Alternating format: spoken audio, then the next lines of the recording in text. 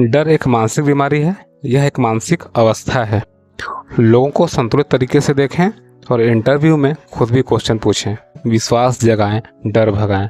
चलते हैं डिटेल में बात करते हैं। बहुत ही इंपॉर्टेंट चीज़ इसमें दी गई है। डर, बहुत सारे लोग आपको कहते हैं कि अरे अगर आप डर रहे हो तो ये ऐसी फालतू की चीज़ें हैं, इसका कोई मतलब नहीं होता है, डर के आगे निकलो, डर के आगे जीत है। ऐसा कुछ भी नहीं है। डर एक सच में मानसिक अवस्था है। यह मानसिक बीमारी है और इसको डायग्नोसिस करना बहुत ज़रूरी है।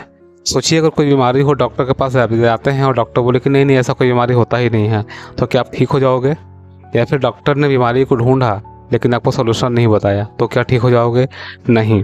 बीमारी को डायग्नोसिस करना बहुत ज़रूरी है और डायग्नोसिस करने के बाद इम्पॉर्टेंट है कि हम सही तरीके से उसका इलाज करें। तो आपको डर को ढूंढना पड़ेगा कि किस कारण से आपके अंदर डर बैठा हुआ है, किन चीज़ों का आपके अंदर डर है और उससे किस तरीके से आपको बाहर निकलना है। ये बहुत ही ज़रूरी है। जैसे कि एक व्यक्ति हैं, एग्जाम्पल बताया जा रहा है, एक व्यक्ति हैं जिनको सेल्स का डर है। सेल्स का डर इस बात का है कि वो एक स्टोर में काम कर रहे हैं और उनकी जॉब जाने वाली है क्योंकि उनके डिपार्टमेंट का सेल बहुत कम हुआ है, जबकि पूरे स्टोर का सेल्स बढ़ा हुआ है। अब उन्हें डर इस बात का है कि सभी लोग उनको देख रहे हैं फिसलते हुए, उनकी लाइफ पीछे की तरफ जा रही है और एक तरीके से उनको विश्वास है कि उनकी जॉब अब चली जाएगी। जनरली ऐसा बहुत लोग के साथ होता है, हमारे आपका साथ भी हो सकता है, ऐसा देखने को मिलता है। लेकिन जब वो ऑथर से मिलते हैं तो ऑथर उन्हें सोल्यूशन बताते हैं कि क्या करना चाहिए। पहला सोल्यूशन तो ये हो सकता है कि आप अपनी टीम के साथ बात कीजिए, मीटिंग कीजिए और चीज़ों को रूट लेवल पर जाने का प्रयास कीजिए कि ऐसा क्यों है कि सेल्स कम हो रहा है। दूसरा तरीका है कि आप पैकेजिंग को चेंज कीजिए, आप अपने फॉर्मेट को चेंज कीजिए। मान लीजिए आप कोई बिजनेस है, कोई व्यापार है, आप सर्विस या प्रोडक्ट कुछ भी आप काम करते हैं किसी भी सेक्टर में, तो आप देखिए प्रेजेंटेशन आपका कैसा है, पैकेजिंग कैसा है, क्या वो कस्टमर की नज़रों के सामने है, क्या आप उससे वैल्यू क्रिएट कर रहे हैं या उसमें कुछ और वैल्यू ऐड किया जा सकता है। और तीसरा ज़रूरी चीज़, उस व्यक्ति को ऑथर ने बोला कि आप कोई दूसरी जॉब भी ढूंढने का प्रयास करो, क्योंकि जो व्यक्ति जॉब पर होता है, कहीं काम कर रहा होता है, उसको कहीं दूसरी जगह काम मिलने की संभावना ज़्यादा होती है, जबकि कोई व्यक्ति कहीं काम नहीं कर रहा है, उसको जॉब ढूंढने में कठिनाई होती है। तो 3 रास्ते बताए उनको और 3 रास्तों में उन्होंने शुरू के 2 रास्तों को अप्लाई किया। उन्होंने मीटिंग शुरू किए, अपने सर्विसेज को, अपने पैकेजिंग को, अपने प्रोडक्ट्स को उन्होंने बेहतर किया और पहले से उनका बिजनेस 15 से 20 दिनों के अंदर अंदर बढ़ गया। अगर आपको हमारा कंटेंट अच्छा लगता है, आपके लाइफ में कुछ वैल्यू ऐड होती है, तो इस वीडियो को ज़रूर लाइक करें, चैनल को सब्सक्राइब और शेयर ज़रूर करें। और अब उनके पास दूसरी जगह से भी जॉब थी, लेकिन वो जॉब पर नहीं गए कहीं और, अपने स्टोर में ही काम कर रहे थे। इसको हम रियल लाइफ में भी आजमा सकते हैं। बहुत सारी चीज़ें ऐसी हमारे साथ होती हैं जिनका डर हमारे अंदर होता है। जैसे कि कुछ डर के बारे में बात किया जा रहा है। हम सभी को बहुत सारा डर है। कैसा कैसा डर है? बहुत लोगों को डर है अपनी पर्सनालिटी का, कि मैं तो छोटा हूँ, मैं तो काला हूँ, मैं तो बहुत लंबा हूँ, मैं तो बहुत पतला हूँ, मैं तो बहुत मोटा हूँ। ऐसी चीज़ें बहुत लोगों को सताती हैं। इसका तरीका क्या है? पहला तो ये कि आप देखिए वो चीज़ें जो नेचुरली है, आप उसको बदल नहीं सकते। जैसे आपकी हाइट, आपका चेहरे का रंग, इसको आप नहीं बदल सकते। बदल क्या कर सकते हैं? अगर आप चेहरे को अपने साफ रख सकते हैं, बालों को ठीक रख सकते हैं, अपने ड्रेसिंग को चेंज कर सकते हैं। और अगर आप प्रॉपर एक्सरसाइज करें, थोड़ा सा डाइट पर भी ध्यान दें, तो आपकी बॉडी भी कुछ हद तक ठीक हो सकती है। तो इतनी चीज़ें आपके साथ हो सकती हैं, तो उसको आप ध्यान दें। धीरे धीरे आपका कॉन्फिडेंस बढ़ेगा, वो डर खत्म हो जाएगा।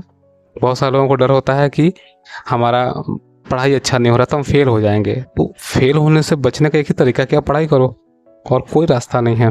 बहुत लोगों को डर होता है कि मेरे बिजनेस में लॉस हो सकता है।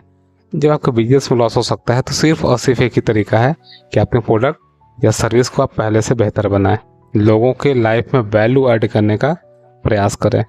बहुत सारे लोगों को डर होता है कि मैं अपने पैसे को कहीं इन्वेस्ट करूंगा तो क्या होगा, कहीं लॉस हो गया तो उसका भी एक ही कारण है कि आप एजुकेशन लें, सही लोगों से सीखें, सही लोगों का मार्गदर्शन लें।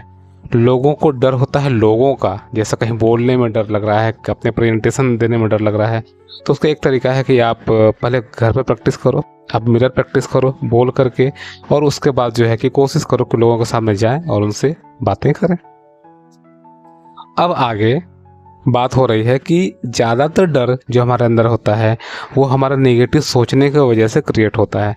क्योंकि जब हम कुछ नेगेटिव सोचते हैं तो हमारे माइंड का स्टेट बन जाता है वही, और सबकॉन्शियस माइंड में वही चीज़ें चली जाती हैं। तो इससे बचने का तरीका है आप मैक्सिमम से मैक्सिमम पॉजिटिव चीज़ों को सोचने का प्रयास करें।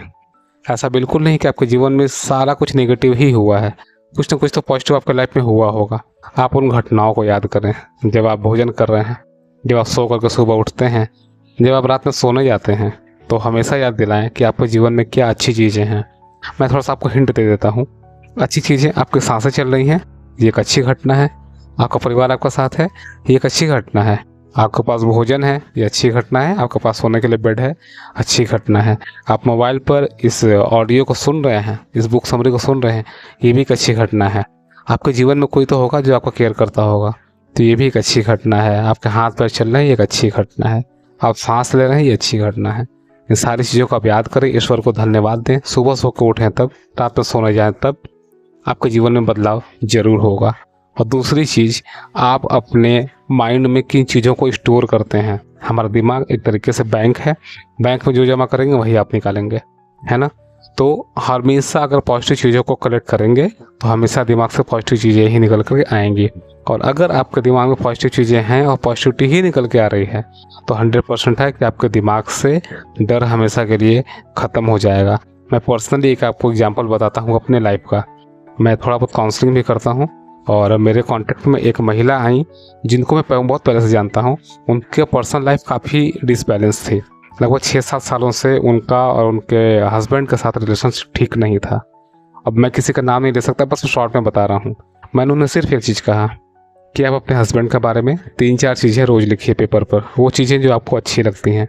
कुछ तो अच्छा होगा, अगर अच्छा नहीं होगा तो एक घर में आप रहते ही नहीं।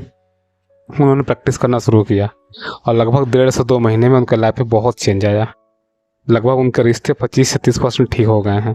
25 से 30% चीज़ें ठीक होना बहुत अच्छी बात है। जो 6-7 साल से जो चीज़ें ख़राब हैं वो 1.5 से 2 महीने में ठीक हो गई। ऐसा हमारे साथ भी होता है। हम खुद से अगर परेशान हैं तो अपने बारे में ही आप 3-4 पॉइंट लिखना शुरू करें, उससे भी आपका कॉन्फिडेंस बढ़ता है और लोगों के सामने जाने से डर ख़त्म होता है। अपने व्यापार को करने में, जॉब के इंटरव्यू के लिए, पढ़ाई में, किसी भी चीज़ में आपको जो भी डर सताती है वो डर हमेशा के लिए ख़त्म हो जाएगा। आगे हम बात करते हैं कि किस तरीके से लोगों को देखने का नज़रिया हम विकसित करें, क्योंकि इससे भी आप काफ़ी पॉजिटिव एनर्जी में, पॉजिटिव चीज़ों से साथ कनेक्टेड हो जाते हैं। जैसे सामने वाले व्यक्ति को संतुलित दृष्टि से कैसे देखें। बहुत सारे हम लोग होते हैं जब किसी व्यक्ति से मिलते हैं तो अपने आप को छोटा समझते हैं, उनके सामने बात करने में झिझक लगती है और इस कारण से हमारा बहुत सारा काम खराब हो जाता है। ऐसे में क्या करें, जब भी किसी से मिलें उनको सम्मान दें, उनको रेस्पेक्ट दें, लेकिन अपने आप को भी सम्मान दें। अगर आप उनसे बातचीत करने गए हैं तो कॉन्फिडेंस के साथ बात करें। आप उनका बड़ाई करें तो अपने लिए भी कुछ अच्छे शब्द जरूर बोलें। इससे सामने वाला भी प्रभावित होता है। और अगर आप किसी भी जॉब के लिए गए हैं, बिजनेस के लिए गए हैं, कॉन्फ्रेंस के लिए गए हैं, या क्यों ना हो आपके कस्टमर हो या फिर वो आपके बॉस होने वाले हों, वो आपसे प्रभावित होते हैं और आपके लिए पॉजिटिव रास्ते खुलते हैं। और दूसरा तरीका है, कोई व्यक्ति आपके साथ बदतमीजी करता है तो हो सकता है कि उसकी परिस्थिति ठीक ना हो। ऑथर एक चीज़ समझाते हैं, समझाते क्या है, एक स्टोरी बता रहे हैं, हमें कुछ समझना है कि एक होटल में वो गए थे और जिस होटल में गए थे वहाँ एक व्यक्ति, उस होटल के जो रिसेप्शन पर व्यक्ति था उसके ऊपर बहुत ज़्यादा चिल्ला रहा था, बहुत ज़्यादा गुस्सा हो रहा था। जब ऑथर उसके पास गए अपने रूम की डिटेल लेने के लिए, चाबी लेने के लिए, तो उन्हें लगा कि ये एम्प्लॉय शायद नाराज़ होगा, शायद अपसेट होगा, लेकिन वो एम्प्लॉय बिल्कुल स्माइल करके अच्छे से बात किया।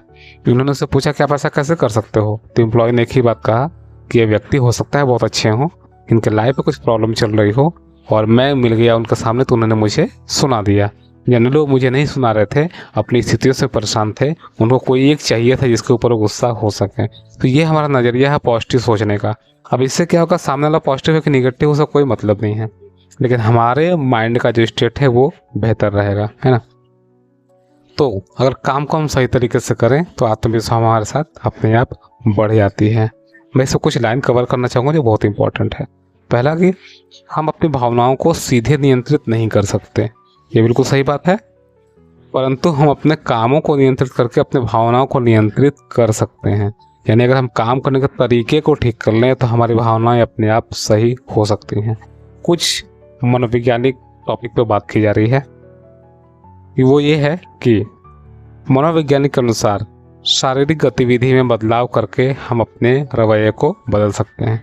उदाहरण के लिए, अगर आप मुस्कुराने की प्रक्रिया करें, सचमुच मुस्कुराएं तो आपका मूड अच्छा हो जाएगा। अगर आप स्ट्रेट होकर के चलें तो आपको कॉन्फिडेंस आएगा। अगर आप अपने आप को समझें कि हाँ मैं बहुत इंटेलेक्चुअली स्ट्रांग हूँ, तो आपका बोलने का तरीके में भी काफ़ी बदलाव आता है। आप चाहे जैसे प्रैक्टिकल कीजिएगा, बहुत ज़बरदस्त टेक्निक है और ऐसा मैं महसूस किया भी हूँ। आगे कहते हैं कि जो लोग अपना परिचय देने में संकोच करते हैं वे अपने संकोच को दूर कर सकते हैं, आत्मविश्वास को बढ़ा सकते हैं। कैसे? वो ऐसे कि जब किसी व्यक्ति से मिले उनसे हाथ मिलाएं और बोले कि आप कैसे हैं, उनका हाल चाल पूछें, उनकी थोड़ी सी बड़ाई करें कि आपसे मिलकर मुझे बहुत अच्छा लगा। अगर आप ऐसा करते हैं तो ज़रूर आपका कॉन्फिडेंस लेवल बढ़ेगा और आपको महसूस होगा कि मैं जो झिझक रहा था बात करने में, अब मैं झिझक नहीं रहा हूँ। 5 तरीके बताए गए हैं जिनसे आप अपने कॉन्फिडेंस को बढ़ा सकते हैं, अपने डर को हटा सकते हैं। सबसे जो पहला तकनीक है वो तकनीक है कि आगे की बेंच पर बैठें। कहीं आप सेमिनार में जा रहे हैं, कहीं मीटिंग में जा रहे हैं, कोशिश करिए कि आगे बैठें। आपके घर में बच्चे हैं, उन्हें भी कोशिश कीजिए कि ट्रेंड करें कि वो अपने स्कूल में, अपने कॉलेज में आगे की बेंच पर बैठें। जनरली आप देखे हो कहीं सेमिनार में पहले सीटें की बेंच, पीछे जितनी सीट होती है वो भर जाती हैं। आगे की सीटें कब भरती हैं? बाद में भरती हैं। तो अगर आपके पास ऑप्शन है तो आप आगे बैठने का प्रयास करें। दूसरा, नज़र मिलाकर बात करने का अभ्यास करें। जब भी किसी व्यक्ति से मिलें आप उससे नज़र मिलाएं। अगर आप किसी व्यक्ति से नज़र नहीं मिला रहे हैं तो इसके कारण हो सकते हैं, पहला कि आप कुछ गलत बात कर रहे हैं या सामने वाले को मैनिपुलेट करने वाला है या सामने वाले को झूठ बोलने वाले हैं। और कारण हो सकता है कि आप ऑलरेडी पहले से झूठ बोल कर रखे हुए हैं। जनरली होता क्या है कि मान लीजिए आप सेल्स कर रहे हैं और किसी प्रोडक्ट को आपने गलत तरीके से प्रमोट कर दिया, तो आपको उस व्यक्ति से दोबारा मिलने में डर लगेगा। आप सोचेंगे कहीं वो जान गया तो क्या होगा। तो बेहतर है कि नज़र मिला करके आप बात करें और चीटिंग करने से बचें। तीसरा पॉइंट है कि अपने चलने के तरीके में स्पीड को बढ़ाएं। जब भी आप चलते हैं तो अपने स्पीड को थोड़ा सा बढ़ा करके रखें।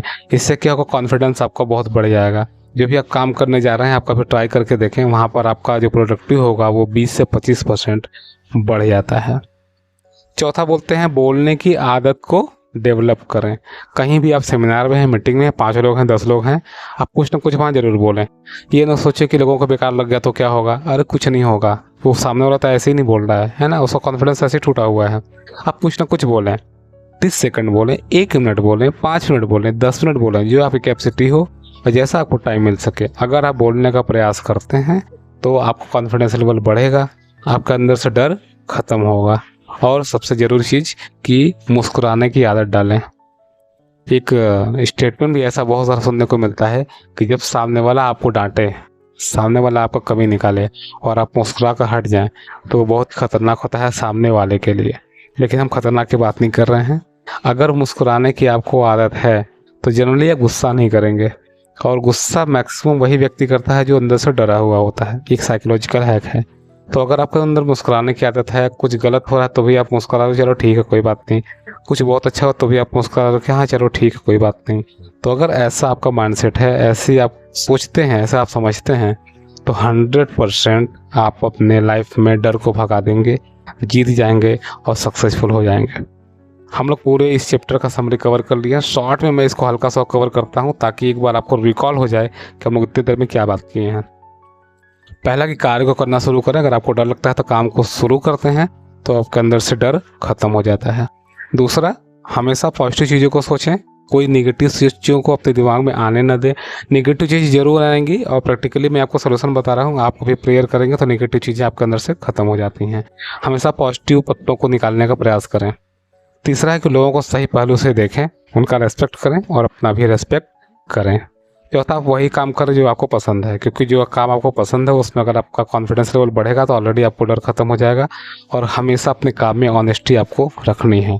और पांचवा है कि आप लोगों से नज़र मिला के बात करें, अपनी स्पीड को तेज़ करें, बोलने की आदत को डेवलप करें, स्माइल लाएं और कोशिश करें सबसे आगे बैठने का। तो ये रहा हमारा समरी, विश्वास जगाएं, डर भगाएं। अब हम लोग मिलेंगे किसी दूसरे चैप्टर में, तब तक के लिए थैंक यू सो मच।